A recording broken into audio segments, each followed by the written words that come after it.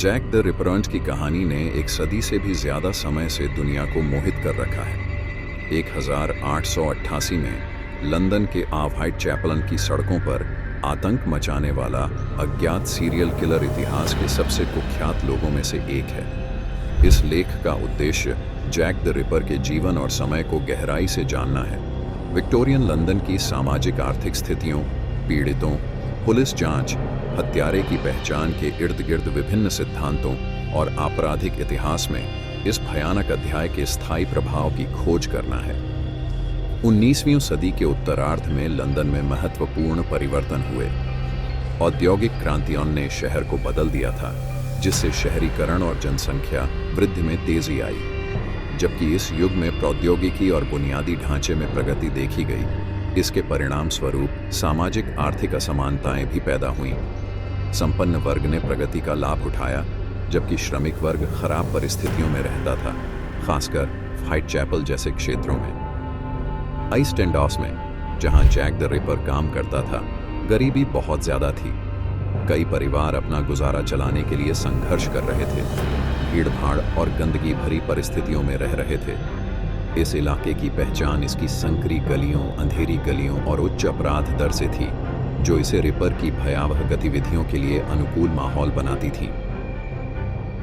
Victorian समाज में महिलाओं को अक्सर पारंपरिक भूमिकाओं में धकेल दिया जाता था। उनसे पत्नी और मां बनने की अपेक्षा की जाती थी। हालांकि कई महिलाओं को, विशेष रूप से व्हाइट चैपल जैसे गरीब इलाकों में, खुद को और अपने परिवार का भरण पोषण करने के लिए काम करने के लिए मजबूर होना पड़ा। कई महिलाएं हताशा और व्यवहार्य रोजगार विकल्पों की कमी के कारण स्वेच्छाएवश बन गईं। रिपर के शिकार मुख्य रूप से इसी जनसांख्यिकी से महिलाएं थीं, जो निम्न सामाजिक स्तर पर लोगों द्वारा सामना की जाने वाली कमजोरियों को दर्शाता है। हत्यारे द्वारा इन महिलाओं को निशाना बनाना न केवल उसके कार्यों की क्रूरता को उजागर करता है, बल्कि सबसे हाशिए पर पड़े व्यक्तियों की सामाजिक उपेक्षा को भी दर्शाता है। जैक द रिपर मीडिया में सनसनीखेज व्यक्ति बन गया और उसकी कहानी जल्द ही एक किंवदंती में बदल गई। हत्यारे की पकड़ से बचने की क्षमता उसके अपराधों की भयानक प्रकृति के साथ मिलकर व्यापक रूप से दहशत और आकर्षण का कारण बनी। प्रेस ने रिपर कथा को आकार देने में महत्वपूर्ण भूमिका निभाई। सनसनीखेज शीर्षकों और हत्याओं के ग्राफिक विवरणों ने सार्वजनिक साजिश को बढ़ावा दिया। रिपर केस ने अपराध और मीडिया के बीच संबंधों में एक महत्वपूर्ण मोड़ ला दिया। समाचार पत्र नवीनतम घटनाक्रमों को प्रकाशित करने के लिए उत्सुक थे। जैक द रिपर के पीड़ितों की पहचान, जिन्हें अक्सर कैनोनिकल फाइवान कहा जाता है, इस मामले को समझने के लिए महत्वपूर्ण है। ये महिलाएं, जिनका दुखद जीवन छोटा था, अपने समय के सामाजिक आर्थिक संघर्षों का प्रतीक बन गई। मैरियन निकोल्स, 31 अगस्त 1888। एनी चैपमैन, 8 सितंबर 788, 1888। एलिजाबेथ स्ट्राइड, 30 सितंबर 1888। कैथरीन एडोवेस, 30 सितंबर 1888। मैरी जेन केली हाउ, 9 नवंबर 1888। इनमें से प्रत्येक महिला की अपनी कहानियां और संघर्ष थे, और उनके जीवन का अध्ययन करने से विक्टोरियन लंदन के सामाजिक मुद्दों के बारे में जानकारी मिलती है। पहली पीड़िता मैरियन निकोल्स एक 43 वर्षीय महिला थी, जिसका अतीत परेशानियों से भरा हुआ था। वह शराब के नशे की आदी थी और जीवन यापन के लिए वेश्यावृत्ति में जाने से पहले घरेलू नौकरानी के रूप में काम करती थी। उसकी हत्या ने व्हाइट चैपल में भय की लहर पैदा कर दी, क्योंकि यह क्रूर हत्याओं की एक श्रृंखला की शुरुआत थी। दूसरी पीड़िता एनी चैपमैन 47 वर्षीय महिला थी, जो शादीशुदा थी, लेकिन अब गरीबी में जी रही थी। उसे 29 हैनबरी स्ट्रीट के पिछवाड़े में भयानक तरीके से क्षत विक्षत अवस्था में पाया गया था। उसकी हत्या की प्रकृति सर्जिकल सटीकता के स्तर का संकेत देती है, जिसने जांचकर्ताओं को भयभीत और मोहित कर दिया। एलिजाबेथ स्ट्राइड, जिसे अक्सर लॉन्ग लिस्ट के नाम से जाना जाता था, 44 साल की थी और वेश्या के रूप में काम करने का उसका इतिहास रहा था। उसका शव डटफील्ड के यार्ड में पाया गया था, जिसमें किसी भी तरह के क्षत विक्षत होने के निशान नहीं थे, जिससे कुछ लोगों ने अनुमान लगाया कि हमले के दौरान रिपर को रोका गया था। अंतिम विहित शिकार मैरी जेन केली सबसे भयानक थी। 25 साल की उम्र में वह मिलर कोर्ट में अपने कमरे में पाई गई थी और पिछले मामलों की तुलना में विकृति कहीं अधिक व्यापक थी। उसकी हत्या ने लोगों को चौंका दिया और रिपर के होड़ का अंत कर दिया।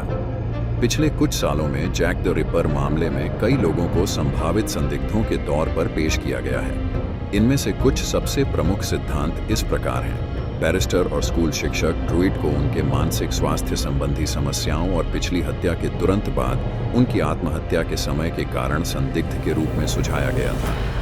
कुछ लोगों का मानना है कि वह हत्याओं के लिए जिम्मेदार हो सकते हैं, जबकि अन्य प्रत्यक्ष सबूतों की कमी के खिलाफ तर्क देते हैं। पोलिश आप्रवासी और व्हाइट चैपल के निवासी कॉस्मिंस्की को हिंसक प्रवृत्ति के लिए जाना जाता था और मानसिक स्वास्थ्य संबंधी समस्याओं के कारण उसे संस्थागत रूप से रखा गया था। उस समय कुछ जांचकर्ताओं ने उसे संदिग्ध के रूप में नामित किया था, लेकिन निर्णायक सबूत अभी भी मायावी हैं। कुख्यात ठग और अपराधी ऑस्ट्रो का नाम भी संदिग्ध के तौर पर उछाला गया। हालांकि हत्याओं से सीधे तौर पर उसका संबंध होने के बहुत कम सबूत हैं और कई इतिहासकार उसे संभावित उम्मीदवार के तौर पर खारिज करते हैं। रिपर के उद्देश्यों के बारे में सिद्धांत व्यापक रूप से भिन्न हैं। कुछ लोगों का मानना है कि हत्याएं यौन प्रेरणा से प्रेरित थीं, जबकि अन्य का सुझाव है कि वे सत्ता या नियंत्रण की इच्छा से प्रेरित थे। स्पष्ट उद्देश्य की कमी मामले के इर्द गिर्द स्थायी रहस्य को जन्म देती है। रिपर मामले ने कानून प्रवर्तन और अपराध जांच के तरीकों में महत्वपूर्ण बदलाव किए। न्याय के लिए जनता की आवाज ने नई जांच तकनीकों की स्थापना की और आपराधिक जांच में फोरेंसिक विज्ञान के उपयोग को बढ़ाया। जैक द रिपर केस ने लोकप्रिय संस्कृति में जगह बना ली है, जिससे अनगिनत किताबें, फिल्में और वृत्तचित्र बने हैं। रिपर का रहस्य इतिहासकारों, अपराध शास्त्रियों और आम जनता को समान रूप से आकर्षित करता है। उनकी विरासत हिंसक अपराधों को सुलझाने की चुनौतियों और ऐसी त्रासदियों में योगदान देने वाले सामाजिक मुद्दों के बारे में एक चेतावनी भरी कहानी है। जैक द रिपर अपराध के इतिहास में एक रहस्यमयी व्यक्ति बना हुआ है। उसके भयानक कृत्यों ने न केवल विक्टोरियन लंदन के नागरिकों को झकझोर दिया, बल्कि गरीबी, लिंग और शहरी जीवन से संबंधित गहरे सामाजिक मुद्दों को भी उजागर किया।